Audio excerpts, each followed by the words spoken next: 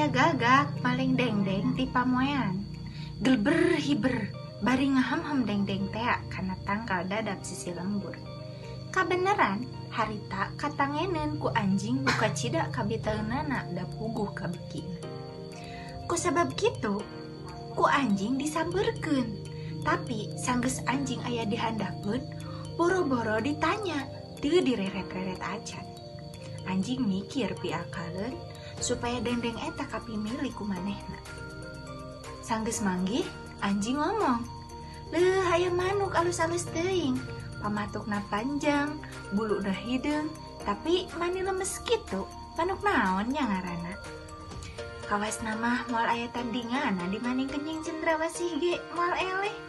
Mimiti namah omongan anjing teh teu didenge. Tapi sanggeus aya omongan moal eleh ku cendrawasih, gagak atoheun pisan. Manehna kungsi beja yang cendrawasih teh manuk anu panghadekna. Tapi cek anjing, manehna moal eleh. Kitu nu matak mandehna ngarasa ngeunah ku pamuji anjing. Malah cek pikirna deui, asa hayang ngabagi dengdeng jeung anjing.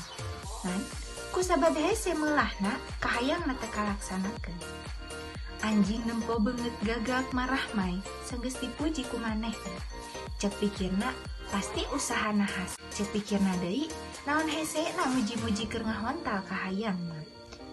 Kusabab kitu pok deui anjing. Lamun daekeun mah hayang nyoba jeung manuk nu sakitu lucuna. Ngan rumasa sorangan masa tohina.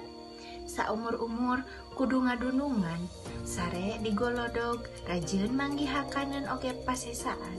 Tapi najan teu bisa nyobat oge jeung manuk lucu, atuh ngadenge-ngadenge sorana meureun moal penasaran teuing. Barang ngadenge pamuji anjing anu sakitu ngeunahna, gagak poho keur ngaham-ham dengdeng. Ngan ngong we disada, gagak. Cenah, atuh barang enga pamatukna, barang pluk we dengdeng teh murag. Anjing gancang nyantok dengdeng nu murag teh tuluy dihakan di nu bali. Gagak nu hanjakaleun mah teu ditolih. Sabaraha jonjonan gagak teh cindekul we dina bahan bari ngarasakeun teu ngeunahna ku kalakuan anjing. Manehna karek ngarti yen anjing muji bebeakan teh hayang dengdeng nu keur diham-ham ku manehna.